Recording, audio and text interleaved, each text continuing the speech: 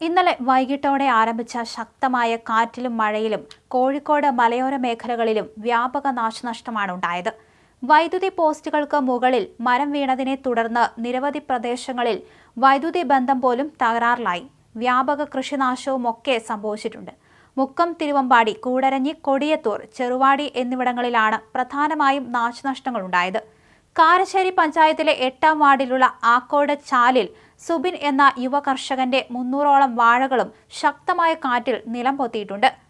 6ാം വാർഡിൽ തോട്ടക്കാട് സ്വദേശിയായ പുതിയോട്ടിൽ ഭാസ്കരൻ എന്നിവരുടെ വീടിന്റെ സംരക്ഷണ ഭിത്തി തകർന്നു വീണു. അതേസമയം ശക്തമായി പെയ്ത മഴയിൽ വീടിന്റെ മുറ്റം ഉൾപ്പെടെ താഴേക്ക് പതിക്കുകയായിരുന്നു. വീട് അപകട ഭീഷണിയിലായതിനെ തുടർന്ന് നാട്ടുകാർ കുടുംബത്തെ മറ്റൊരിടത്തേക്ക് മാറ്റിപ്പാർപ്പിച്ചിട്ടുണ്ട്. പ്രദേശങ്ങളിൽ ഇപ്പോഴും മഴ തുടരുകയാണ്. അതേസമയം നാളെ 5 ജില്ലകളിൽ റെഡ് അലർട്ടാണ് പ്രഖ്യാപിച്ചിരിക്കുന്നത്. മലപ്പുറം, കോഴിക്കോട്, വയനാട്, കണ്ണൂർ, കാസർഗോഡ് ജില്ലകളിലാണ് റെഡ് അലർട്ട്. മറ്റു ജില്ലകളിൽ ഓറഞ്ച് അലർട്ടാണ്. 26-ന് തിരുവനന്തപുരം, കൊല്ലം, ആലപ്പുഴ ഒഴികെയുള്ള ജില്ലകളിലും ഇത്തരത്തിൽ അലർട്ടുകൾ പ്രഖ്യാപിച്ചിട്ടുണ്ട്. 24 മണിക്കൂറിനിടെ 204.4 മില്ലിമീറ്ററിൽ കൂടുതൽ മഴ ലഭിക്കാനാണ് സാധ്യത. ശക്തമായ മഴ ലഭിക്കുന്ന മലയോര മേഖലകളിൽ മണ്ണിടിച്ചിൽ, ഉരുൾപൊട്ടൽ, മലവെള്ളപ്പാച്ചിൽ സാധ്യതയുള്ളതിനാൽ ജനങ്ങൾ ജാഗ്രത പാലിക്കുകയും സുരക്ഷിത സ്ഥാനങ്ങളിലേക്ക് മാറി താമസിക്കുകയും വേണം. സംസ്ഥാനത്ത് കനത്ത മഴയിൽ പരക്കെ നാശനഷ്ടമാണ് സംഭവിച്ചിരിക്കുന്നത്. സാധാരണയിലും 8 ദിവസം മുന്നേ കാലവർഷം കേരളത്തിലെത്തിയതോടെ മഴ ശക്തമായ കാറ്റിൽ പലയിടത്തും മരം കടപുഴകി വീണ് അപകടങ്ങളുണ്ടായി. കനത്ത മഴയിലും കാറ്റിലും തിരുവനന്തപുരം ജില്ലയിലും കനത്ത നാശനഷ്ടമുണ്ടായി. നഗരത്തിലും ഗ്രാമങ്ങളിലും മരങ്ങൾ വ്യാപകമായി കടപുഴകി വീടുകൾക്ക് അടക്കം കേടുപാടുകൾ സംഭവിച്ചു. തിരുവനന്തപുരം പ്രസ് ക്ലബിന് മുന്നിലെ കൂറ്റൻ മരം കടപുഴകി വീണു.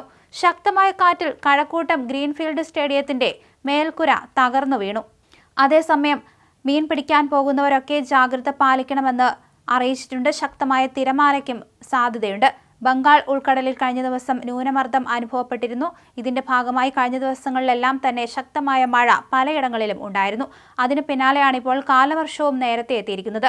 പല സ്ഥലങ്ങളിലും വ്യാപക നാശനഷ്ടമാണ് ഇതിനോടകം സംഭവിച്ചിരിക്കുന്നത്. നാളെ തിരുവനന്തപുരം, കൊല്ലം, ആലപ്പുഴ ഒഴികെയുള്ള മറ്റെല്ലാ ജില്ലകളിലും റെഡ് അലർട്ടാണ് പ്രഖ്യാപിച്ചിരിക്കുന്നത്.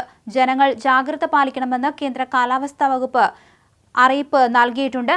ഇടിയോടൊപ്പം തന്നെ കാറ്റിനും സാധ്യതയുണ്ട്. ശക്തമായ കാറ്റിൽ നിരവധിയിടങ്ങളിൽ മരങ്ങൾ ഉൾപ്പെടെയുള്ളവ മറിഞ്ഞു വീണിട്ടുണ്ട്. മലയോര മേഖലകളിൽ താമസിക്കുന്നവർ ജാഗ്രത പാലിക്കണം. അതേസമയം രാത്രിയാത്ര ഒഴിവാക്കാനും നിർദ്ദേശം നൽകിയിട്ടുണ്ട്.